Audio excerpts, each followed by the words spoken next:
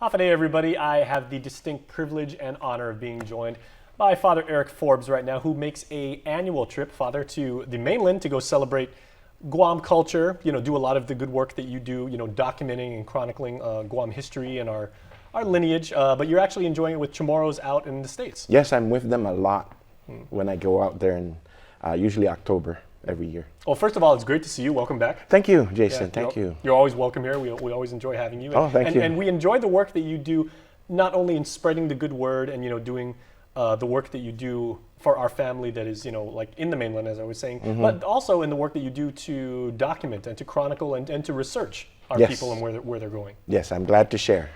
And how's that going? Very good. There's still a demand for the DVD. I just got a request today from the mainland sending me a Facebook message. We want this DVD, so I directed them to the website. So it's an ongoing thing.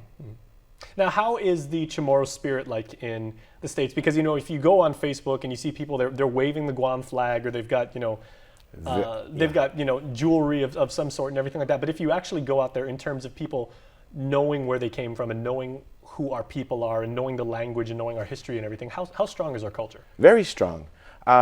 It amazes me, especially from the artistic point of view, just how much stuff is coming out there. I see the pictures on Facebook. I'm there actually to see these things, and they're very creative, and it's wonderful to see. There are Chamorros there who have been who moved out there since the late 40s, and their children and grandchildren many of them are hungering because they don't have much in the way of physical contact with the islands. Many of them have never even been here.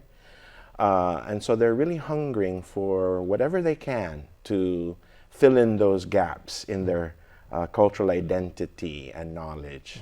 Well, and then in your opinion, because I've seen you at enough parties and fiestas over the years and everything like that to know that you are a connoisseur of good Chamorro cuisine. So how would you, maybe on a scale of 1 to 5 stars, 5 being the highest and everything, how would you rate the Chamorro cuisine in San Diego? Because I know that's where one of the places. Yeah, it's fantastic. And they get influenced by other cultures that perhaps we don't rub elbows too much with here. So you can see some differences, but it's generally very much what you find here.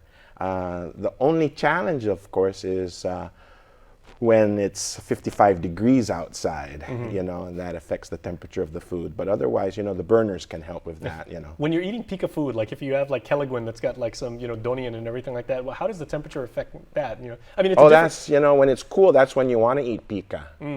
It is a lot different if you're, in 93% humidity and you're eating pica food, but.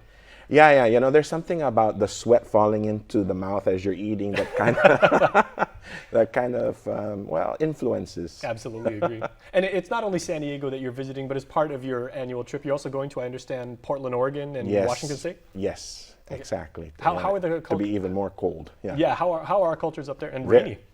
Very, very thriving as well. The Washington, Oregon scene, the California scene are all very alive.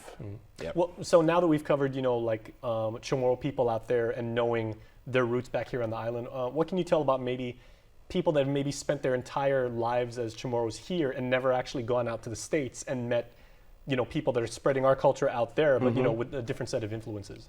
Yeah, many of them are very surprised, just to see how alive and vibrant the Chamorro community can be out there.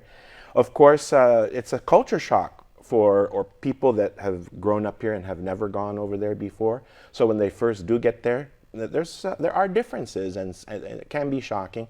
But in time, you begin to see past all of that and realize that we're all the same. And there is a genuine love for Guam, and people, have it in their heart. And they carry it with them, and they unashamedly tell their friends of all their cultures, this is who I am. You're driving on the California freeways, and you just see Guam all over the place. And not just Guam, but Saipan, Rototinian, the whole Marianas. Yeah. Well, what else can you tell us about like your agenda and what you have planned? Because there's so much going on. Well, that whole month of October is booked already. I have 3 fiestas in that 1 month, and then a Chamorro couple is celebrating their 50th wedding anniversary, so they signed me up for that. I have 1 workshop at the Guam Club in San Diego, cultural and historical information to share with them. Yeah. What does this mean to you with your own, again, with your research, with your writing, with your documentaries and everything like that, making sure that the history of our people is preserved and everything. You're getting all of this input and all this information from Yeah. so many places. Like, Yeah. what does it mean to you as a Chamorro person? It means that I've grown in tremendous pride for my culture, because it's almost natural to be proud of your culture because it's part of who you are, right? But many times we lack the reasons. Why should we be proud of our culture? So when you know the information and you know what our people have gone through and have come out, you know, survivors and vibrant and resilient, then you have more reason to be proud of who you are. Mm-hmm. Yeah. Because you can be proud, or you can say, I'm proud and this is why. Yes, exactly. Did you know that this and that, and wow, really? That's a wonderful explanation. Well, we can't wait Yeah. to hear from you again, so let's have you back in studio real soon. Sure. All right, thank you, Father. You're always welcome. All right, please stay tuned, everybody. We are back after this.